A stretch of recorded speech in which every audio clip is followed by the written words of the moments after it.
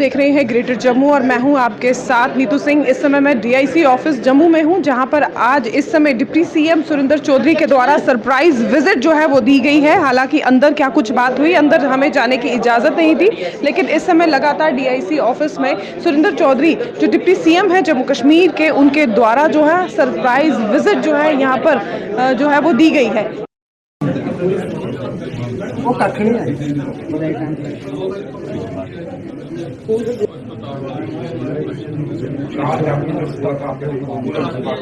मिराज मलिक पे जो पीएसए लगा है, जो लोग कहते हैं कि उमर अब्दुल्ला सरकार क्या कर रही है, और आज उन लोगों के लिए एक जवाब है।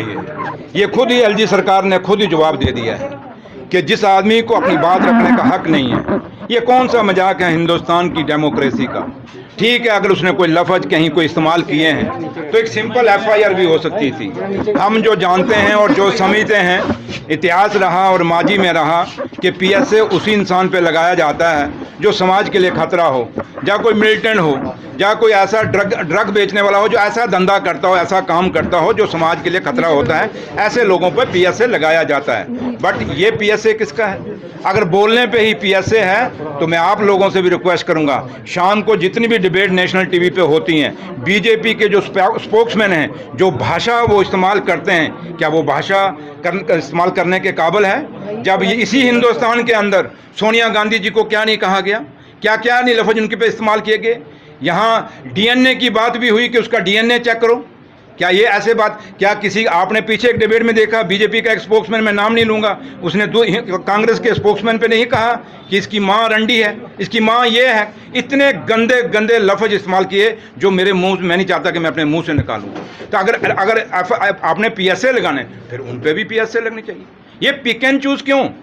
ये ऐसा पिक एंड चूज़ नहीं होना चाहिए। मैं नहीं कहता कि मिराज मलिक के कोई लफ्ज़ थे जो थे गलत थे, नहीं करने चाहिए, ये हमारा समाज इजाज़त नहीं देता। बट एक एफआईआर भी तो एक हो सकती थी। बट रातों रात उस बंदे को उठाना, डोडा से उठाना, बाया वदरबा से शाम को रात को कठुआ तक पहुंचाना और उसको जेल में डालना, ये कौन सी डेमोक्रेसी की बात आप कर रहे हैं? इसलिए जो लोग कहते हैं उमर अब्दुल्ला सरकार क्या कर रही है, ये उनको जवाब है कि यहाँ उमर अब्दुल्ला सरकार काम नहीं कर रही, आज भी एलजी सरकार काम कर रही है। अगर उमर अब्दुल्ला सरकार है तो कम से कम हमसे पूछना चाहिए था, उमर अब्दुल्ला सरकार को पूछना चाहिए था कि हम मिराज मलिक पे पीएसए लगा रहे हैं, लगाएं या नहीं लगाएं। क्या पूछा किसी ने? और क्या आप पत्रकारों को भी शायद नहीं पता होगा, पता उसी समय लगा जब चिट्ठी डीसी ने डाल दी। इस तरीके से तो कल एक आम, अगर एक एमएलए के साथ ऐसा हो रहा है तो एक आम आदमी इन ऑफिसरों के पास जाके कैसे बात करेगा? क्या वो बोल पाएगा इन ऑफिसरों से? आप लोग पत्रकार हैं, अभी भी आपको कई लोगों को ये ऑफिसर बात नहीं करने देते, धक्के दे के बाहर निकालते हैं। तो कल ये जो एक मिसाल इस जम्मू कश्मीर में कायम हुई है, क्या पत्रकारिता है, चाहे वो डेमोक्रेसी, जब एक एमएलए को अंदर डाला जाएगा तो फिर चाहे चौथा स्तंभ हो, चाहे दूसरा स्तंभ हो, या देश के इस नींव का पहला स्तंभ हो, या जो भी स्तंभ होगा वो स्तंभ ऐसे ही रहेगा।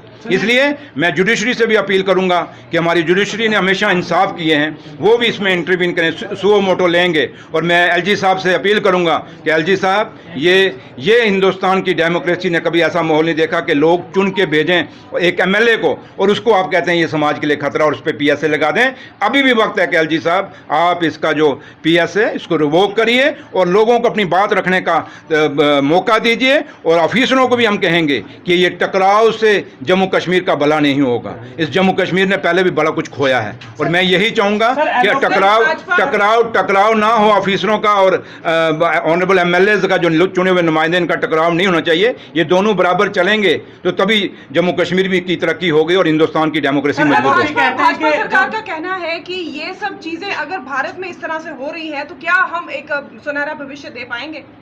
उनको बोलिए जो आपकी फेक आईडी जो शाम को कमेंट करती हैं स्टेटस के, जो बाकी अपोजिशन के लोगों के ऊपर जो गाली गलोच आप लोगों की माँओं और बहनों को आपके जो फेक आईडियाँ देती हैं, क्या ये समाज बन रहा है? आपके जो स्पोक्समैन जो रात को शाम को नेशनल टीवी में बैठ के जो गाली गलोच करते हैं, क्या उससे समाज बन रहा है? ये बदतमीजी का माहौल और ये बदतमीजी का कल्चर, ये सभ्यता और संस्कृति इस देश में अगर कोई लाया है तो यही जो बीजेपी के लोग हैं आपके सामने हैं। रीलें बना रहे हैं यहाँ पे। लोगों के मकान बर्बाद हो गए हैं, लोगों के घर बर्बाद हो गए हैं, लोगों की ज़मीनें बर्बाद हो गई हैं, लोगों की खेतियाँ किसानों की बर्बाद हो गई हैं, लोग बच्चों का रोजगार खत्म हो गया। उस पर बात नहीं करेंगे, वो रीलें बना के एक राशन की थोड़ी सी पूड़ी देते हैं, उसकी भी वो मूवी बना के देते हैं। क्या यही ये कल्चर है क्या हिंदुस्तान का? हिंदुस्तान में मेरे बुजुर्गों ने और आपके बुजुर्गों ने भी लोगों को स्कूलों के लिए, कॉलेजों के लिए, हॉस्पिटलों के लिए, पंचायतों के लिए अपनी ज़मीनें डोनेट की। क्या उन बुजुर्गों ने कहीं नाम लिखा अपना? आज भी आपके कितने स्कूल, कॉलेजेस, हॉस्पिटल, पंचायत घर जो हैं, प्रॉपर्टी जो ट्यूबवेल इन बुजुर्गों के मुफ्त ज़मीनों पे बने हुए हैं। इसलिए हमारे बुजुर्गों ने एक रवायत हमें दी थी, एक सभ्यता और एक संस्कार दिया हुआ इस हिंदुस्तान के अंदर कि आप जियो और जीने दो, और ना बदतमीजी खुद करो ना दूसरा बदतमीजी करे। और मेरे बुजुर्गों ने कहा था, हमेशा ये कहते थे, हम जब छोटे थे हमें सिखाया जाता था, बोलने से पहले तोलो।